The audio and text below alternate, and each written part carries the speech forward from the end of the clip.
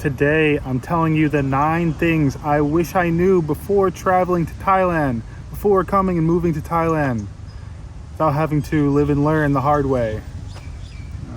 These are most important things I feel. There's more that I could do, but I'm doing the top 9. After being here for some time, certain things you just start to realize, you start to pick up on, you start to meet people, and you learn how things are done. You learn how to get around different fees and problems and things that arise. But if you just come here without knowing anything, without watching some videos, without like me, I followed a ton of content, ton of vloggers on YouTube, so I kind of knew the ropes in Thailand a bit, but still having a compilation like this would have saved me a lot of time and headaches. So here we go, the 9 things I wish I knew before coming to Thailand. Now, the first thing is something that affects me every day, to this day, on a regular basis. And so I feel it's most important to handle this one before coming here, more than any other thing. So it is the ATM cards, debit cards. It's a situation here. If you use your card at a machine and take cash out, you will get charged every time 220 baht, $7-8 US. Plus, your bank will likely charge you an additional fee, international transaction fee. For me, it's an additional $5-7 US. So every time I'm taking out cash, I'm spending an additional $14 or so just to get cash. So if you want to take 50 out, 100 out, it's not worth it. So you have to take the max amount, or as much as you can, for it to be worth it. Now, I wish I knew I could have gotten a Charles Schwab card. There are other banks too, but Charles Schwab has no international bank fees. And they also will refund your ATM fee that they charge you here. So you end up with 0 fees to use the ATM. So if you're coming here for a while, if you're coming here long term especially, it's essential that you get this card, or you get another international bank that has no ATM fees and refunds any local ATM fees. This would save me a lot of money. At this point, I'm in the process of getting a card sent here, but it would have been easier if I did it beforehand. It's much faster to get it shipped to the US. Same like UK and Australia. You'll get a card faster than shipping it to Thailand and trying to figure out an address to send it to here. But you can send it to the post office, and they will hold it for you. They have a thing set up there where you can do that. So any post office in Thailand, I forget what it's called. I think it's called Post Retante, something like that. There's like a name for it where they hold it for you. And there's information online about how to address it so that you can just send it there and go pick it up, instead of, for me, like, I don't have a permanent address here, so that's the best option. Yeah, the ATM card situation, it's a problem, and most places take cash, and so you'll be constantly needing to take out cash, and so these fees will come up very regularly. So highly recommend the Charles Schwab checking account, where you can just use the card as much as you want with no fees. So highly recommended. Now, number 2 is visas. So the first time I came here, I get 30 days on arrival, and then I need to go to immigration and extend it. And so what did I do? I went to immigration, I waited, and spent pretty much the whole day there to extend it. And I did this the first 2 times I came because I didn't really know any better or know what to do exactly.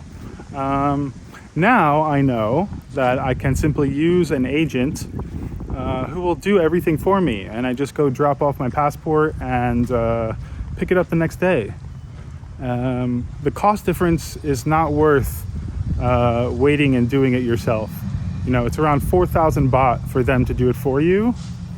And if you don't have like a permanent residence here and they didn't register you in your Airbnb, for example, they will handle that for you. You don't need to go get this document. Because if you try and go into the immigration without the agent and you don't have this document, this TM30 document with an address registration, they're going to charge you additional money. And then it becomes the same cost as the agent anyways. So now I always just use the agent, 4,000 baht. I go to the immigration office in Pattaya, and they have agents directly next to the immigration center. I'm sure it's like this in other places, but if not, just go to like a visa agent office. I would probably message a couple of them on WhatsApp to get the best price, because sometimes it's just like exponentially more for no real reason. But you can find one 4,000 baht, sometimes even a little bit less, 3,700. But 4,000 is pretty standard. Yeah, and they handle everything for you. It's really easy to just stay here 60 days at a time. So definitely wish I knew that from the first time.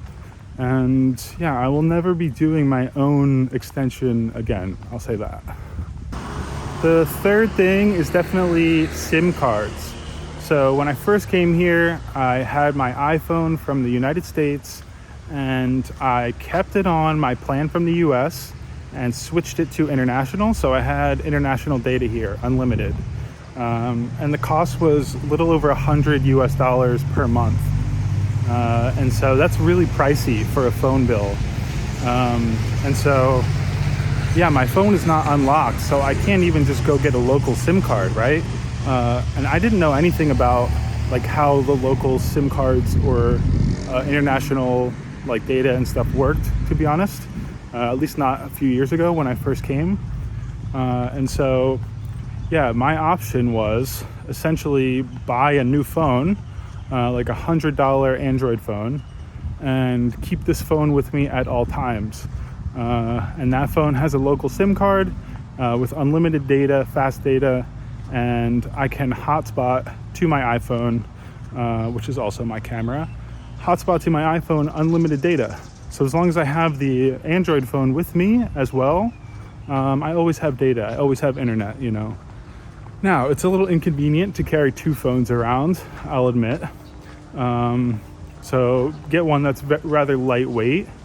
But you can even get around this by getting an unlocked phone before you come here. Or if your phone is paid off, getting your phone unlocked from the carrier from back home before you arrive. That's the best move. If that's an option, you should at least try that.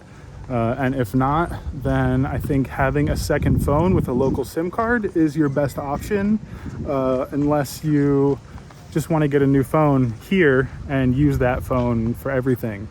But I know most of you, like me, you probably still want to use your iPhone or whatever phone you have from back home. So yeah, it's a little tricky because at least in America, they lock phones now.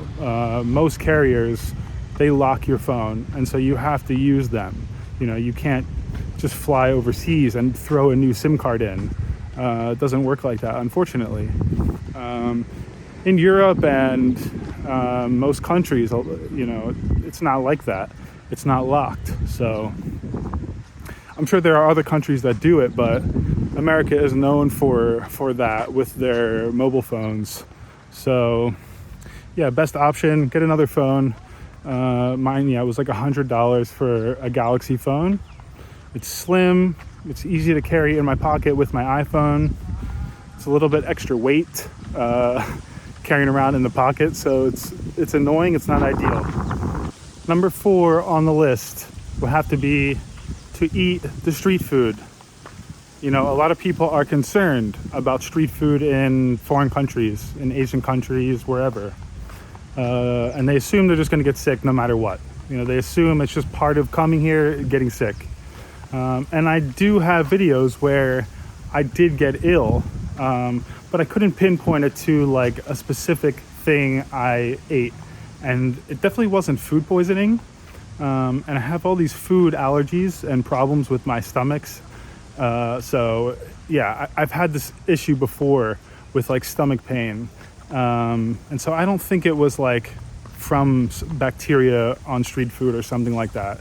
It didn't feel like that. So that being said, I would tell myself, definitely eat the street food. When I first started coming here, or to even before here, coming to Bali, when I was much younger, in my mind, it's like, oh, this food out on the street is not for Westerners. That's just like how I had it in my head, I guess, how I learned culturally or growing up. It's like, you don't eat meat that's out, sitting out in the street in any way, getting cooked or already prepared or anything, So I avoided it. Now, I definitely got over that pretty quickly, but initially I was pretty hesitant, and I was just kind of cooking my meals, eating at restaurants, But yeah, street food is actually some of the best tasting food here. It's cheap, obviously, and yeah, it's just like authentic Thai style cooking, You can get the same thing in some restaurants, sure, but it's more expensive and it's often not better. The taste is often not as good, I get the best flavors from some of the street food. That's why I can't really stay away from it.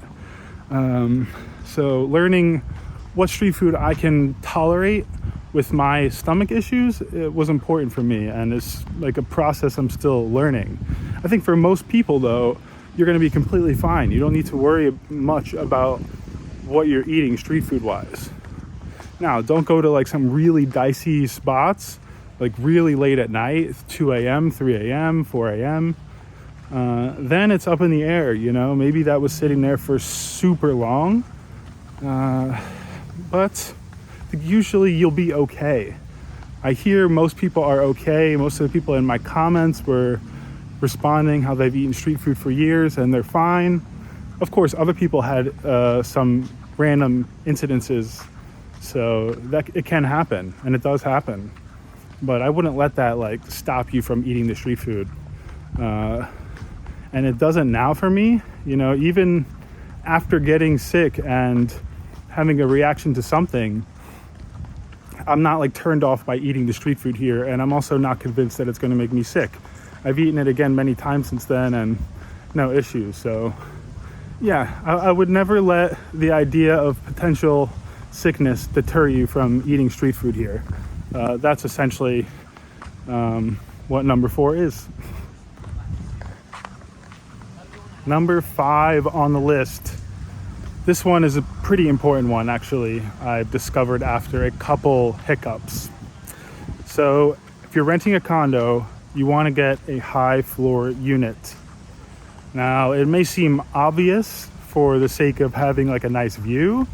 And sure, that is like one plus of having a high unit. But the real reason is that in Thailand, a lot of these units, floors 1 through 4, 1 through 5 sometimes, have a sewage issue, a drainage issue, or an issue in their pipes, and it affects many units in the building on those floors, those first floors.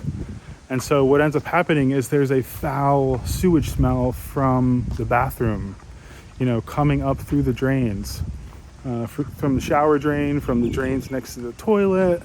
And it's a real problem. Like it's a common issue in Thailand. So I've had this happen to me with a couple Airbnbs where I get there and open the door and immediately you catch a whiff of like sewage, it's like really foul. And so it even surprises me that some people can live in that condition. I guess if you have to, you have to. I've definitely had to stay in some Airbnbs like that, and stayed the whole time. And yeah, part of you gets used to it, but part of you, it's like not a good way to live either. So yeah, always, if I'm getting a first, second floor unit, If I'm able to know that before renting it, I will not rent it, because it's happened enough times now. This can happen in Bangkok, it can happen in Pattaya, it can happen in Phuket, Koh Samui, it can happen anywhere, especially near the beach though, for sure, and in older buildings, but you can't really know for sure, but if you have the choice, go for a high unit, especially if you're signing a contract for somewhere long term. You have a choice of several different units typically, and so pick a high unit, and while you're at it, if you want it to be a little more peaceful, you don't want a lot of noise, don't get a pool facing view, because a lot of these condos in Pattaya especially, it's a lot of families, it's a lot of kids, and you will hear the noise all day until 10 p.m. So get a unit facing the street. If it's like a small road where there's not like traffic and noise, otherwise just like facing open field, trees, greens. Those are the best units for me. 5th, 6th, 7th, 8th, 9th floor unit, or in the buildings with a lot of units, something even much higher, even better, less bugs, better view. So yeah, little condo tip for number 5 there. So number 6 is something I really learned the hard way, and I learned it quite recently. That is, make sure your passport has at least 6+ months of validity, that's not expiring. Additionally, if you're staying there for a month, make sure it has an extra month. So if you're staying in the country for a month, you go into that country, you want to have at least 7 months before your passport expires. If you don't, and you go to that country, when you try to leave, they will tell you your passport is expiring within 6 months, you need to renew your passport here. Depending where you're trying to fly to, but most countries, to get in, you need at least 6 months validity on your passport. Recently, I went to Bali and tried to go for 1 week, reset my visa in Thailand, and probably come back. That was the plan. I was maybe going to extend another week, but when I tried to come back after a week, which I desperately wanted to come back, they told me I couldn't. I needed to renew my passport there because it was expiring just less than 6 months. So I renewed it in Bali, and it took around 2 months. So I was stuck for 2 months, didn't have the freedom to leave, kind of just had to accept it, and wait for the passport. It would have been faster, but the holidays made it an extra 2-3 weeks.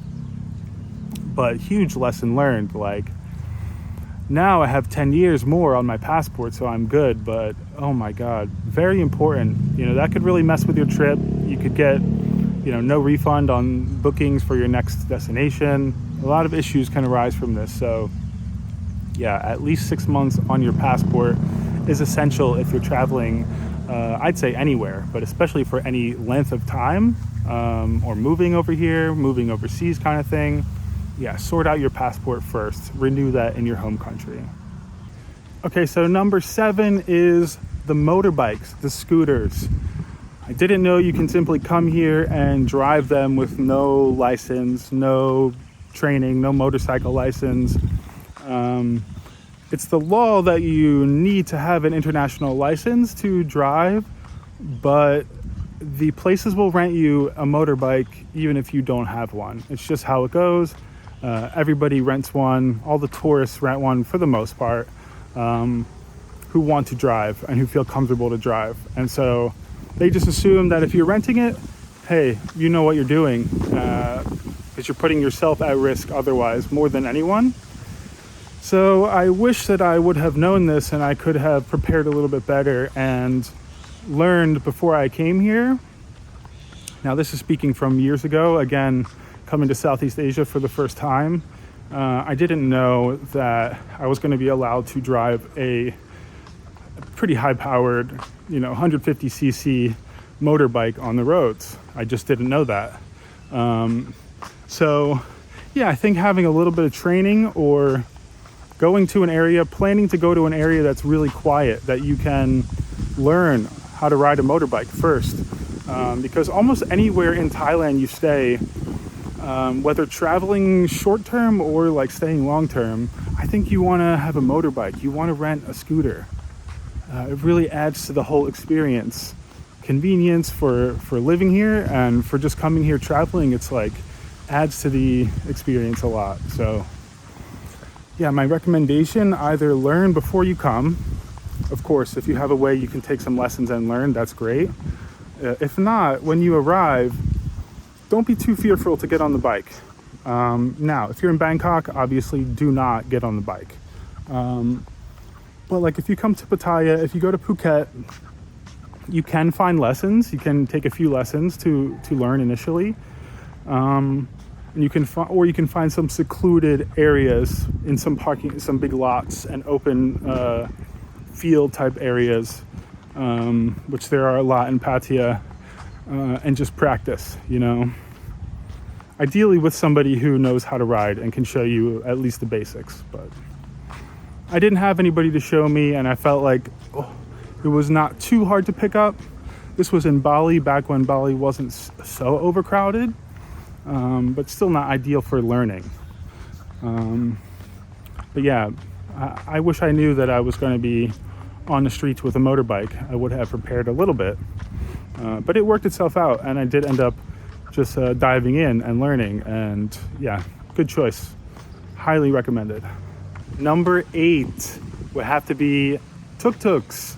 So when you first come to Bangkok, you go to Sukhumvit, most common area to stay, or any of the popular areas, pretty much anywhere in Bangkok, and you're going to see Tuk Tuks. You're going to see these vehicles on the street, which are open air, little cars, super small, kind of weaving in and out of traffic. They look like little toys or something like that.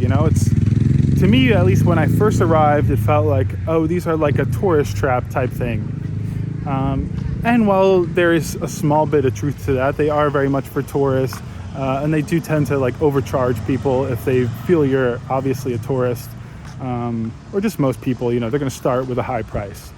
But in the end, they're actually amazing and very fun to ride. It's an awesome way to get around Bangkok.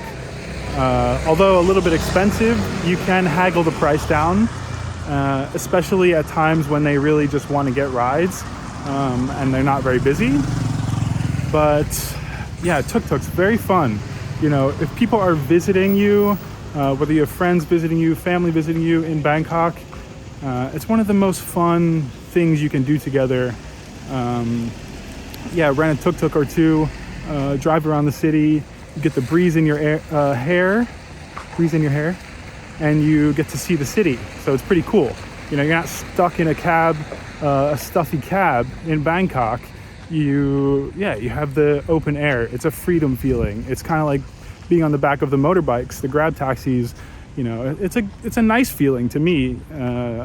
So yeah, the tuk tuks, as much as they seem like very touristy and they're geared towards tourists, I think occasionally taking them around is really fun, especially on the weekend or something, going out, maybe getting to your destination or getting home with a tuk-tuk. It's nice. It adds to the fun, adds to the night. So yeah, highly recommend it. Take a tuk-tuk or two. Don't avoid them completely. Fun time. We have them in Pattaya, but they're more like bot buses, just to kind of get around the city. A little different, not as fast, not as fun, but also recommended. So if you're in Pattaya, take the bot buses, and if you are in Bangkok, take the tuk-tuks. Don't forget to drop a thumbs up on the video. That will really help me out too. I really appreciate it. Okay, number 9, the final thing on the list would be that they add sugar to everything.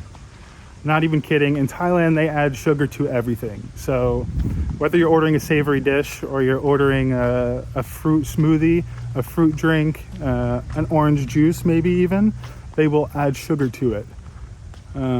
It's just kind of the way they roll. They like sugar, they enjoy it, and a lot of their dishes, like even the savory dishes, just have sugar added to it. It's just part of it. It's part of balancing the dish. Sometimes I don't think it completely balances it. I think it's too sweet, but that's like a personal preference as well. But for me, I will always ask pretty much anything I order in Thailand, no sugar. You know, mai sai nam tan means, yeah, no sugar. Because, yeah, they just like to add it to things. So if you get a smoothie, a strawberry smoothie back home, usually in any Western country, you know, they'll probably use milk, they'll use strawberries, ice. That's about it. Here they will do that, and they will typically add some kind of like sweet syrup and some sugar as well. So it's a real hit of sugar. Yeah, and like the stir-fried beef, stir-fried pork dishes, the curries, they all have sugar added to it. So yeah, I just prefer to ask for no extra sugar. You know, a lot of these dishes already have sugar from the coconut milk or from some of the ingredients. So, you know, especially like a fruit smoothie, a fruit drink, it's already sweet. Like, definitely don't need sugar added to it. But yeah, coming over here, I think there's a little bit of an adjustment. Everything is sweet, everything is spicy, everything is sour and acidic. You know, they like strong flavors, and they use each one to balance the dish, to balance whatever you're eating. So I get it, but for me, I prefer less sugar, no sugar. And so if you're the same way, yeah, when you go out, when you order stuff, especially the street food, or like smoothies, drinks, just ask for no sugar. Mai sai nam tan. I think I'm saying that pretty well, but not sure. Well, there you go. The 9 most important things I wish I knew before I came here, before coming to Southeast Asia, before coming to Thailand. Just things that would have really helped me out and makes my everyday life a little bit easier to live. Of course, like you come over here, there's some culture shock, or everything is quite different, and so you have to learn, you have to experience things and learn. But being prepared for things is also important. Yeah, knowing how the people operate, you know, not getting taken advantage of, getting scammed. YouTube videos can really help you prepare for a trip, know what you're getting into, and know how to behave, or yeah, know things to bring, what to do, stuff like that. So I think it's important, and I think it's nice that we have access to something like YouTube, yeah, for traveling. I think it's amazing. So hope you enjoyed the video. I will see you in tomorrow's vlog.